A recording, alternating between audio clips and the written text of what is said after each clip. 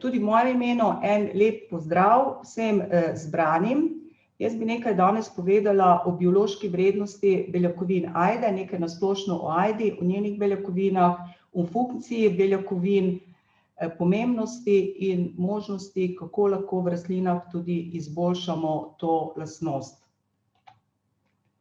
Zdaj, če se omejim oziroma omenim nekaj ajdo, ki jo bolj ali manj tudi v Sloveniji poznamo oziroma je vključena v prehrano ljudi kot navadna ajda, medtem ko tatarska ajda je manj znana in tudi v preteklosti ni bila vključena v prehrano ljudi, ampak je bila bolj namenjena živalski prehrani in je tudi nekje pred 40-50 leti izginila iz slovenskih polj, tako da pri njej je ugotovljena tudi popolna genska erozija. So pa na biotehniški fakulteti, tako imenovani genski banki, shranjeni nekateri viri tatarske ajde in to je v bistvu, bi lahko rekli, edino, kar je ostalo izpred let, ko je tudi tatarska ajda bila na slovenskih poljih. Zdaj, botanično obe sodita v rod Fagopirum. V ta rod je uvrščenih 58 vrst in samo 2 vrsti, prej omenjeni, navadna in tatarska, se uporabljata v prehrani ljudi, ostale so bolj ali manj sodijo med plevele. Zdaj, mi velikokrat ajdo uvrščamo med žita zaradi njene uporabne vrednosti, moka, zdrob, kaša, medtem ko ne sodi med prava žita, ni enokaličnica, je dvokaličnica in tako navadna kot tatarska ajda se med seboj razlikujeta. Razlikujeta se ne samo po določenih genetskih, bi lahko rekli, lastnostih, po številu kromosomov, ampak tudi po drugih lastnostih. Navadna ajda je tujeprašna rastlina, je žužkocvetka, predvsem jo oprašujejo čebele. Ima različno obliko cvetov, se pravi znotraj nekega polja ajde, če bomo temeljito pogledali, najdemo cvetove z različno obliko reproduktivnih organov in ta različna oblika reproduktivnih organov onemogoča samo opraševanje, kar včasih lahko otežuje. Recimo, če je slabo vreme, je lahko tudi nalet čebel premajhen oziroma čebele ne letijo iz panjev in takrat je oprašitev slaba in posledično se to pozna tudi na pridelku. Zdaj, večinoma pri navadni ajdi prevladujejo diploidne sorte, to pomeni število kromosomov v diploidnem stanju, v somatskih celicah je 14 in pa nekaj je tudi tetraploidnih. Medtem ko tatarska ajda je samoprašna rastlina, se pravi, pridelek ni toliko odvisen od opraševalcev, daje tudi stabilnejše pridelke, oblika cvetov je enaka, se pravi, vsi cvetovi znotraj neke populacije so enaki in pri tatarski ajdi po Evropi večinoma prevladujejo populacije, ne govorimo o sortah, to pomeni, da je žlahtnjenje precej, bi lahko rekli, v povojih, v začetku, medtem ko pri navadni ajdi je seveda veliko sort, medtem ko v azijskih državah je tudi kar veliko sort tatarske ajde. V Evropi se tatarska ajda prideluje večinoma samo v Luksemburgu in vključena je seveda tudi v prehrano ljudi. In pa v zadnjem obdobju tudi v Sloveniji, tudi na policah lahko najdemo določene izdelke iz tatarske ajde. Zdaj, če se omejim na beljakovine kot eno od, bi lahko rekli, lastnosti rastlin, imajo, bi lahko rekli, beljakovine kar nekaj različnih funkcij.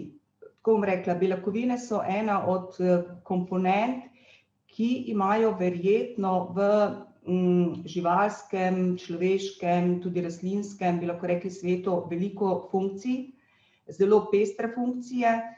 Recimo samo, da omenim nekatere, recimo encimi sodelujejo pri poteku raznoraznih biokemijskih reakcij, tako poznamo prebavne proteine, potem strukturne beljakovine, ki sestavljajo raznorazna povezovalna tkiva, elastin je zelo znan, kolagen še bolj poznamo, potem kontradiktivne beljakovine, ki so vključene v razna mišična krčenja, se pravi v gibalno funkcijo telesa, aktin, miozin, potem hormoni, ki usmerjajo recimo potek naših telesnih funkcij, recimo inzulin, nadzira raven sladkorja v krvi in pa usmerja tudi glukozo v celice, kako hitro se bo glukoza sproščala v celice, potem protitelesa, ki nadzirajo recimo imunski sistem, bojujejo se predvsem proti tujkom, okužbam, transportne beljakovine, ki prenašajo molekule po telesu, recimo poznamo hemoglobin, ki prenaša kisik po krvi, potem velika skupina povezovalnih beljakovin, ki so sestavni deli DNA in pa RNA molekul, se pravi molekul, kjer so naši dedni zapisi, in te vplivajo tudi na strukturo kromosomov in pa na izražanje naših lastnosti. Zdaj, sama aminokislinska sestava beljakovin, mogoče pred samo sestavo nekaj tudi še o funkciji. Zdaj, sama funkcija beljakovin je odvisna tudi od njihove kemijske strukture, tako poznamo linearno strukturo pri beljakovinah, terciarno, kvartarno strukturo in tudi ne samo aminokislinska sestava beljakovin, tudi njihova struktura vpliva na funkcije oziroma na njihovo potem tudi izražanje v lastnostih. Zdaj, sama aminokislinska sestava, če posamezna tale kroglica recimo predstavlja eno aminokislino, je izključno odvisna od dednega zapisa. Se pravi, aminokislinska sestava, še enkrat poudarjam, je izključno pod vplivom našega dednega zapisa in je direktni nukleotidni prepis v aminokisline. To pomeni, da na to nimamo nobenega vpliva oziroma na to okolje nima nobenega vpliva.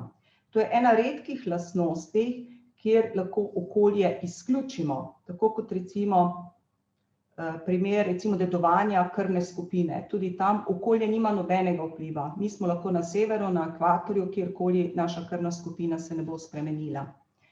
Medtem ko na samo količino beljakovin ima pa lahko okolje velik vpliv. Tako recimo s tehnologijo lahko pridelamo pri neki določeni sorti, če recimo ob zaključku njene vegetacije, recimo ko se semena začnejo napolnjevati, dodajamo recimo dušik, bomo verjetno ob ugodnih, poudarjam še to, vremenskih razmerah lahko povečali količino oziroma vsebnost beljakovin. Še enkrat poudarjam, na aminokislinsko sestavo pa z dodatkom hranil rastlinam ne moremo vplivati oziroma ne vplivamo. Zdaj, sama vsebnost beljakovin ni dovolj, da bi lahko neko živilo uvrstili v kakovostno, je pa zelo pomembna. In tudi po vsebnosti beljakovin se razvrščajo pridelki v cenovne razrede. Tako je vsebnost beljakovin recimo podana v gramih na 100 gramov suhe snovi oziroma v odstotkih, kar nam je mogoče tudi lažje za razumevanje. Tako lahko nekje pšenica, in to res visoko kakovostne, kvalitetne pšenice, nekje dosežejo do 12% beljakovin, recimo pira do 15%, medtem ko navadna ajda v povprečju do 12%, tako da ni uvrščena med visoko, bi lahko rekli, beljakovinska hranila, se pa ajda razlikuje od prej naštetih, pa tudi od soje, po biološki vrednosti njenih beljakovin. No, pri nekaterih virih v naših nekajletnih poskusih, genskih virih ajde, smo ugotovili, da nekateri genski viri, tudi slovenski, ki so bili kolekcionirani in potem zbrani in zdaj hranjeni v genski banki, lahko naložijo tudi do 17% beljakovin. Pri tatarski ajdi, ki nekje v povprečju se razlikuje samo za odstotek od navadne ajde, smo pa našli tudi neke genske vire z 19% beljakovin. To so bili izvedeni poskusi na isti lokaciji v istem letu, ker samo na tak način lahko primerjamo te genske vire oziroma tudi ostale standarde, ki jih imamo vključene v nek poljski poskus.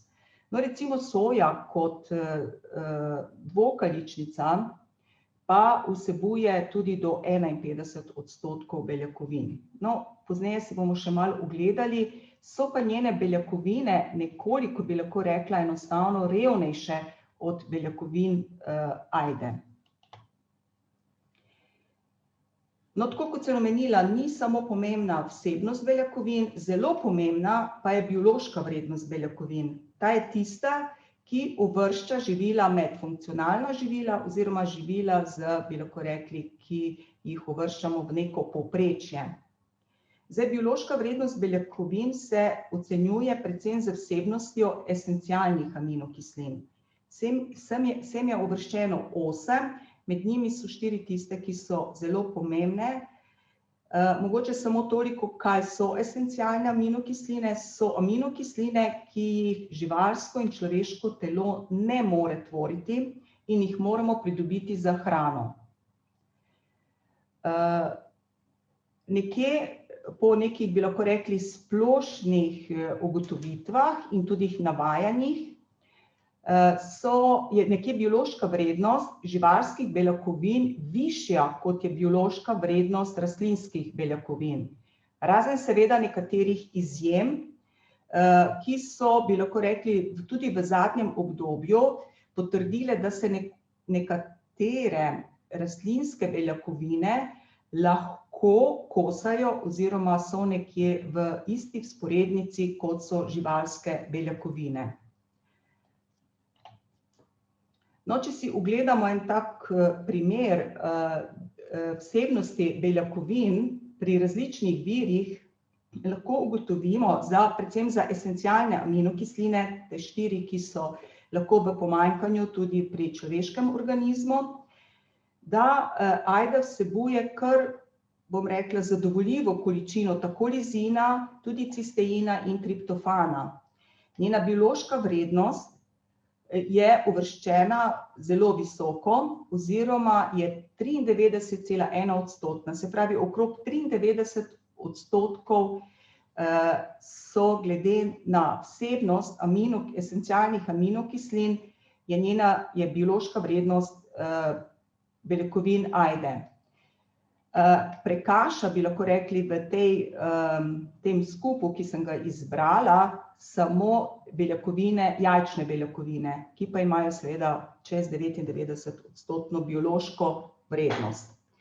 No, tukaj lahko še poudarim to, jajčne beljakovine so tudi nekje lažje prebavljive, kot so beljakovine ajde. No, to je povzeto, preglednica je povzeta po raziskovalcu, ki je že leta 1980 zelo, kako bi rekla, poskušal ugotoviti in vzpostaviti neko vzporednico živalskim beljakovinam z rastlinskimi. No, in ugotovil je, da je ajda recimo zelo dober vir esencialnih aminokislin z visoko biološko vrednostjo. Tako da je uvrščena v zelo uravnoteženo aminokislinsko sestavo in, kot sem omenila, z visoko hranilno vrednostjo. Ker pa ajda, za razliko od ostalih žit, vsebuje kar veliko polifenolov, ki so seveda naravno prisotni v ajdi, ki imajo tudi določene učinkovine. Nekateri od teh se tudi vežejo z beljakovinami v večje komplekse in čim se začnejo pojavljati večji kompleksi, se tudi upočasnjuje in zmanjšuje prebavljivost beljakovin. Tako da ponekod lahko srečamo tudi primere, da so, bi lahko rekli, te biološko zelo visoko uvrščene beljakovine tudi manj prebavljive oziroma njihova prebava je upočasnjena. Zdaj, kje ajda vsebuje največ beljakovin, predvsem strukturnih in pa založnih? To je če pogledamo na prečnem prerezu semena v alevronski plasti. To je plastik pod zunanjo lusko, potem v kličnih listih in pa tle v osrednjem delu kalčka. Nekaj pa tudi v osrednjem endospermu. Zdaj tisto, kar je v osrednjem endospermu, je v bistvu uvrščeno v tako imenovane nealergene beljakovine. To so beljakovine z večjo molekulsko maso, tam nekje od 50 naprej, medtem ko ajda lahko vsebuje tudi nekaj beljakovin z nižjo molekulsko maso, to je nekje 18 do 24 kilodaltonov, predvsem v kalčku, in te lahko povzročajo pri določenih ljudeh, izzovejo tudi alergene reakcije. No, zanimivo je pa tudi to, da ajda ne vsebuje beljakovine gluten, se pravi beljakovine, ki jo pri ostalih žitih vključujemo tudi kot lepek. In ta lepek je tisti, ki pri ostalih žitih daje elastičnost, prožnost izdelkom. Zato so izdelki iz ajde zelo drobljivi in, tako bom rekla, na videz tudi neprimerni, bi včasih rekla, zelo trdi, ampak zelo primerni za bolnike z celiakijo.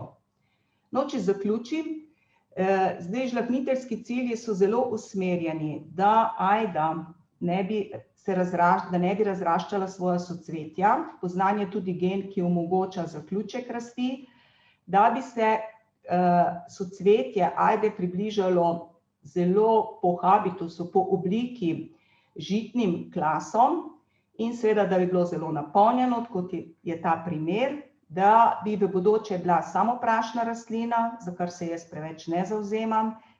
Jaz mislim, da rabimo čebele. In pa tudi pri tatarski ajdi se veliko govori o tem, oziroma se razmišlja o habitusu, ki bi naj pripeljal v determinantno obliko rasti, tako kot pri navadni ajdi. In pomembno je tudi to, da potem iz listov, kjer se asimilati v bistvu formirajo, lahko enostavneje potujejo v semena in se nalagajo v obliki založnih beljakovin, katere potem koristi tudi lahko rastlina pri kalitvi, v večji meri pa jo izkorišča človek za funkcijo njegovih telesnih aktivnostih.